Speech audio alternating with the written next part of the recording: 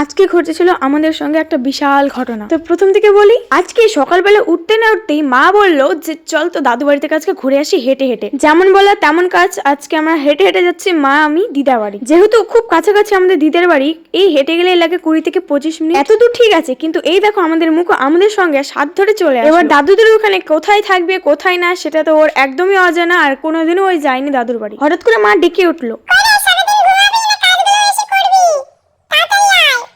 হ্যাঁ আসছি। আমি শুয়ে শুয়ে ব্লগ ভিডিও এডিট করছিলাম, যা আমার জ্ঞান উঠে গেছিল ভিডিও এডিট করতে করতে। আর এইদিকে মা ডেকে বললো যে ফলমূলগুলো কেটে দে, পুজো আছে। ফল কাটার নাম করে তোমরা জানো আমি কতগুলো ফল মুখের মধ্যে ভরেছি। চুপ কাউকে বলবে না, কিন্তু আমার বাড়ির লোক জানতে পাই না, তা আমাকে কেলাবে। ফল কাটা নিয়ে ঠিক ছিল। এবার দেখো তোমরা আমাদের মুকুকে এখানে কোনো জায়গায় ওই চেনে না, একদম পুরোটাই অজানা। বেচারের মুখটা দেখে মায়া লাগছে। ওই কারো কথা শুনুক না শুনুক, আমার কথা সব সময় শুনে, উঠতে বললে উঠে, বসতে বললে বসে, সব ভাই দূরে যেতে বললে দূরে যায়। জন্য আমি একে খুব আদর করি, খুব আর ও আমাকে খুব আদর করে। এই যেমন ধরো টিউশন বা ভিডিও শুট করতে যখন যাব, ও পুরো রাস্তা আমাকে এগোতে আসবে। আবার যখন বাড়ি আসবো কি করে জানি না, বুঝতে পেরে যায় আমি 1 কিলোমিটার দূরে থাকবো, ওইখান থেকে আমাকে নিয়ে আসবে বাড়িতে। দাদুদের বাড়িতে রাধা গোবিন্দের একটা বিশাল বড় মন্দির রয়েছে, আর এখানে বড় বাবা আর বড় মাকে রাখা হয়েছে। মন্দিরে ঢোকা মাত্রই বড় বাবাকে প্রণাম করে আর এদিকে আমাদের রাধা গোবিন্দের দর্শন করে চলে গেলাম এবার মন্দিরের চারিদিকে। আর জায়গাটা এতটাই শুনশান আর এতটাই সুন্দর লাগছিল, তোমাদের আর কি বলবো। আর আমাকে একটুখানি দেখে না, অনেকক্ষণ ধরে তোমরা দেখা হয়নি, অনেকক্ষণ ধরে তোমরা ওগুলো দেখছো, আমাকে অনেকক্ষণ ধরে দেখো নি, তো দেখে না একটু কষ্ট করে।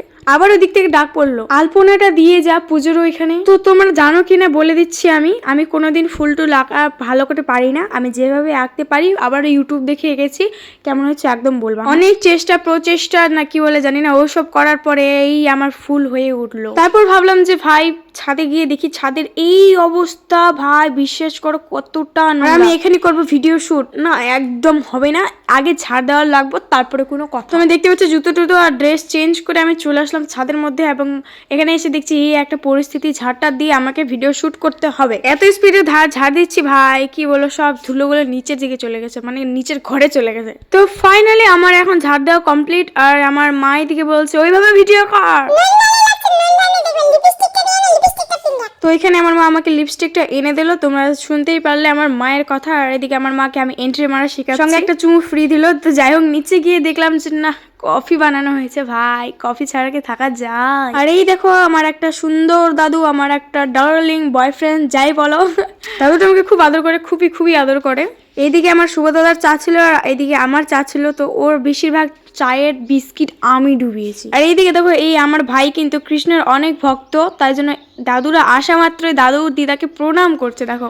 আর এখনকার ট্রেন্ডিং এ যেটা চলছে সেটা আমি আমার দাদু আর আমি চেষ্টা করতে চাইলাম, কিন্তু ভাই এমন একটা ভিডিও হয়ে উঠলো, তোমরা আমার ইউটিউবে পেয়ে যাবে।